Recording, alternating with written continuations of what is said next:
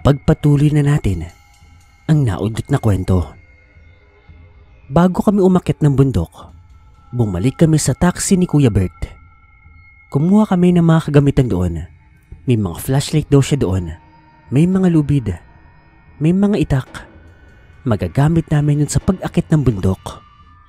Nang makuha na namin yung mga kailangang gamit, dali-dali, nagsimula na kaming umakyat sa kabundukan. Sanay naman ako sa pag-akit sa bundok, kaya kahit papaano, okay kami. Ngunit ang problema, hindi namin kabisado ang bundok na yon. Yung mga kasama ko pa, hindi rin sanay. Ang talagang basihan lang namin ay yung mapang natagpuan namin. At base sa mapang yon, palagay ko, aabutin kami ng 3 o di naman kaya 4 na oras bago namin matuntun yung bahay ni Ka Ignacio. Pinsan, sigurado ka ba talaga sa plano mo? Tatapusin mo na si Ka Ignacio? Pinsan, kailangan Base doon sa sulat, malapit niya nang makumpleto yung kaluluwang kailangan niya. Sa pagkakaalam ko kasi, kailangan mo ng 28 kaluluwa ng bata para makabuhay. At base sa mga nakalap niya, nakaka-18 na siya. 10 na lang ang kailangan niya. Hindi rin naman kasi basta-basta ang pagkuha ng kaluluwa ng bata. Tsambahan din ito. Hindi porkit ginawa mo ang orasyon, makukuha mo na ang kaluluwa ng bata. Mabibigyan mo ito ng sakit, makukulam mo ito, mapapatay mo, pero walang kasiguruhan ng pagkuha ng kaluluwa niya. Base rin sa nakita kong listahan, napakarami ng bata ang binigyan niya ng sakit. Karamihan sa mga yon, namatay lang na akala nila normal na sakit lang. Pero ang hindi nila alam, mula ito sa patay na salita. Mula doon sa aswang na makukulam na yon, demonyo siya.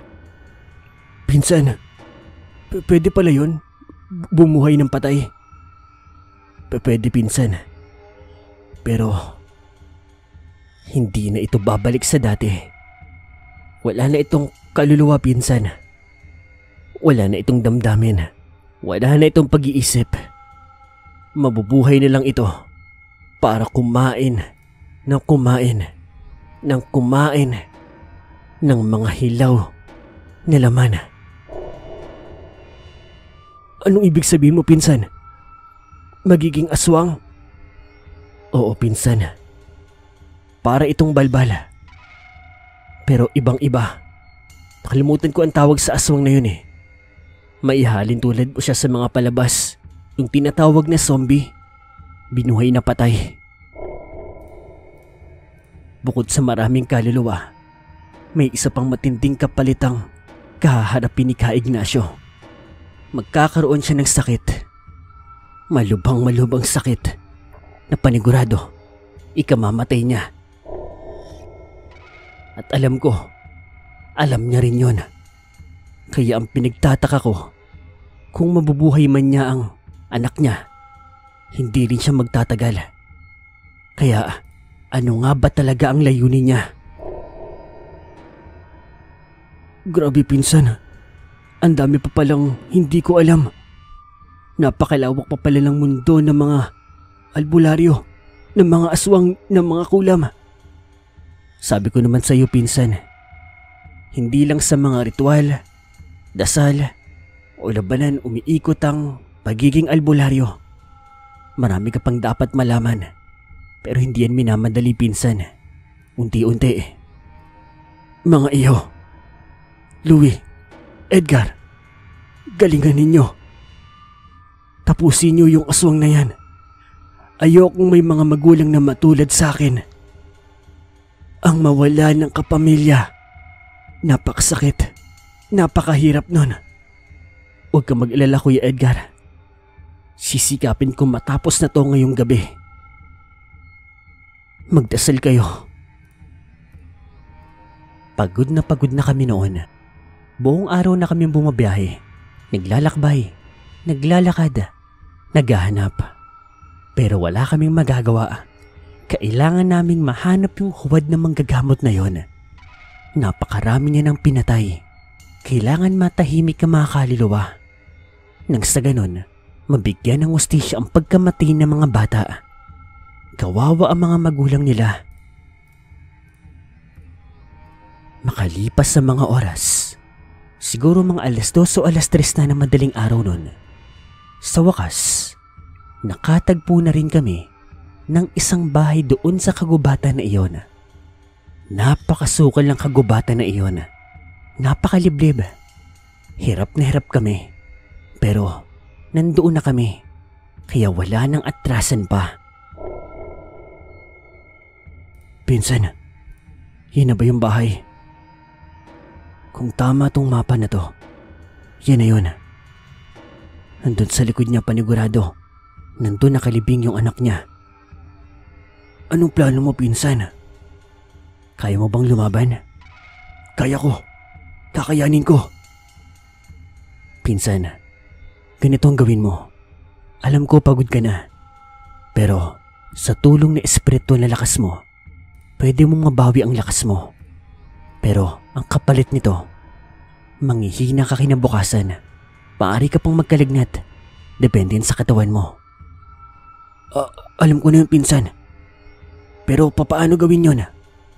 Iisipin mo lang naman. Gamit yung singsing mo.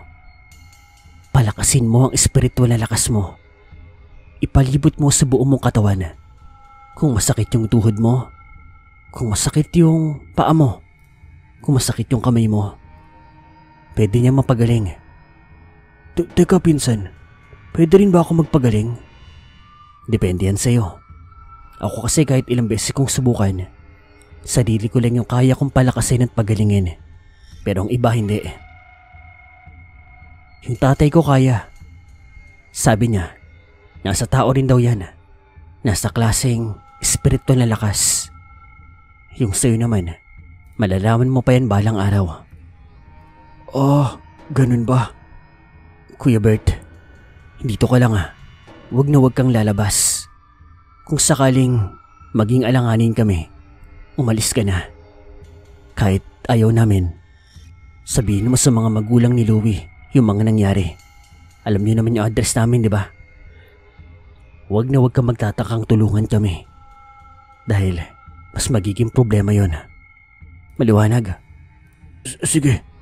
Dito lang ako. Pinsan, tara. Ilabas mo na yung kutsilyo mo. Dahan-dahan kaming naglakad papunta doon sa may maliit na kubo. Habang papalapit kami, pabaho ng pabaho yung amoy. Marami nagkalat na patay na mga hayop. Manok, baboy, bibi, kambing, pusa, at kung ano-ano pa. Mukha atang hindi kumakain ng tao si Ka Ignacio. Para siguro mas makontrol niya ang sarili niya kapag kaharap ang mga tao.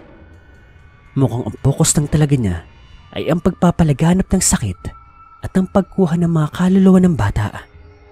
Mautak din siya. Tuso. Magaling. Maya-maya, napahinto kami. Nakita namin nagbukas ang pintuan. Lumabas ng pinto si Ka Ignacio. Mag-aanyo siyang aswang. Mukhang aalis na siya. Ngunit bago pa niya nagawa yon, hinagis ko ang tali. Yung para bang pang-cowboy na galawan. Sinani ako ng tatay ko doon. Hindi ko alam na magagamit ko pala yon. At sa isang tira lang, sa paglipad na paglipad ni Ka Ignacio, natamaan ko ang kanyang pakpak. Gulat na gulat siya sa mga nangyari. Sinigawan ko naman si Pinsan. Pinsan! Ngayon na! Yung pakpak! Hinila ko si Ka Ignacio. Dinasalan ko ito ng pampahinang ritual. At walang ano-ano, nasugatan po ni Pinsan si Ka Ignacio. At sa pagbagsak niya, magsisimula na ang labanan. Hindi na siya makakatakas pa sa amin. Anong ginagawa niyo rito? Kayong dalawa. Hindi talaga kayo titigil. Pues, ginusto niyo yan. Pagbibigyan ko kayo. Pinutol ni Ka Ignacio ang tali, pero wala na akong pakialam. Ang pinakapunto lang naman nun para mabigla namin siya at masugatan ang kanyang pakpak para hindi na siya makalipad pa. Talagang porsigido kayo para mahanap ako. Napakarami mo ng inosenteng batang sinaktan. Pinatay. Kinuha ang kaluluwa. Kailangan mo magbayad sa mga pinagagawa mo. Aba, at marunong din pala kayo magsaliksik. Sabihin mo, sino ka? Sino kayong dalawa? At sino nagpadala sa inyo? Hindi mo na kailangan malaman pa kung sino kami. Dahil mamamatay ka din ngayong araw na to. Sinisiguro ko yan. Sumugod kaming dalawa ni pinsan. Bilib na bilib ako sa pinsan ko. Napakatapang niya. Hindi mo yun makikita sa kanyang muka. Mas lalo tuloy akong ginanahan at nagkaroon ng lakas ng kumpiyansa. Kung dati, mag-isa lang akong pinapabayaan ng tatay ko sa mga misyon.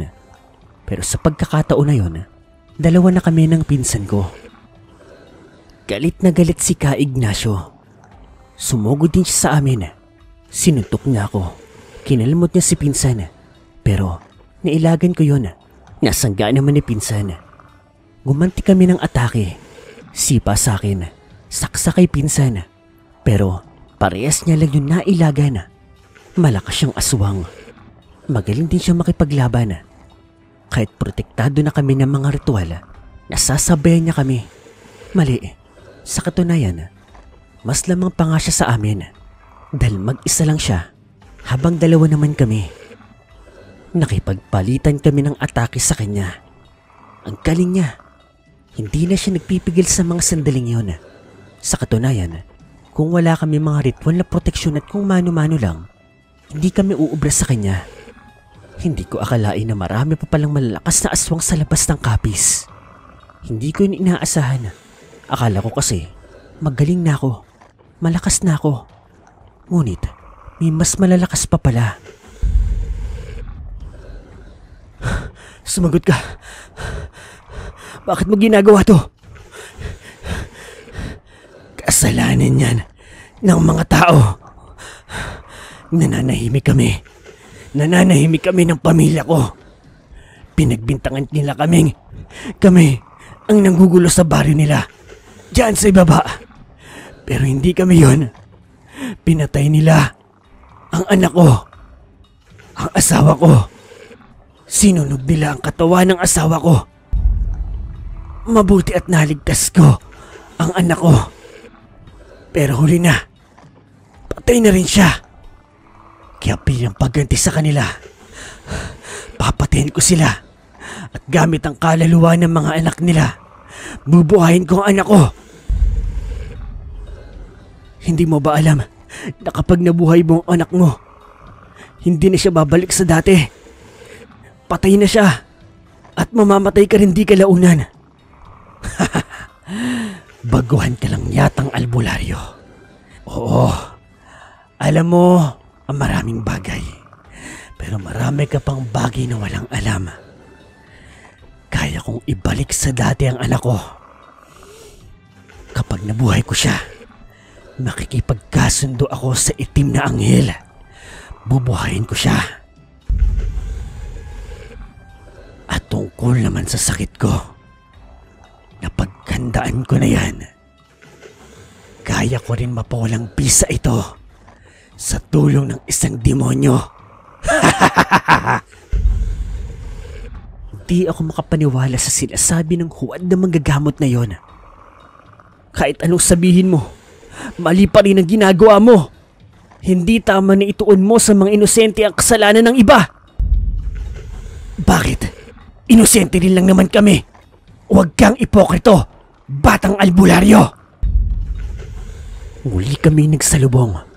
Mas lumakas yung aswang na manggagamot na mangkukulam. Pero binuhos ko na ang lakas ko. Lahat ng natitira kong espiritual na lakas. Natamaan niya ako ng kalmot sa tiyan.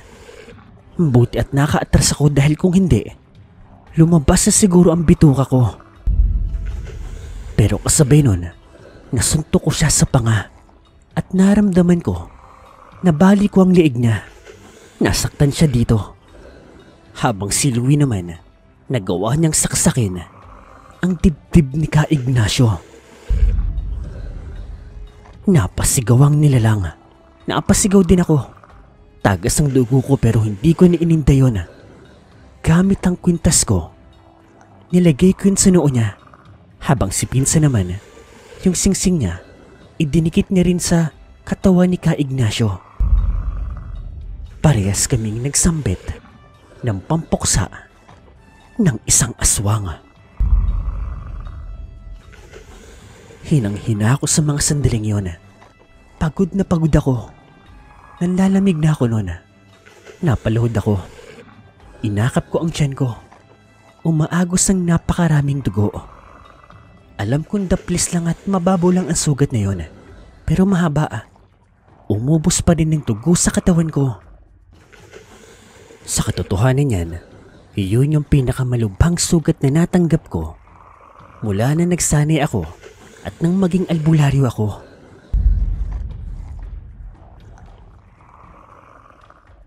Nakita kong nasunog si Ka Ignacio. Sumisigaw pa ito. Umiiyak. Sinisigaw ang pangalan ng kanyang anak. Sa kabilang banda, nakokonsensya rin ako sa ginawa namin. Base sa kwento niya, naging biktima rin si Ka Ignacio.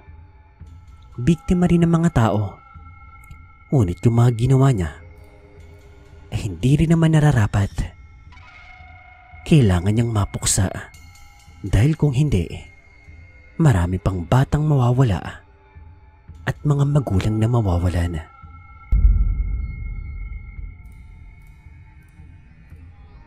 Nadapa ako.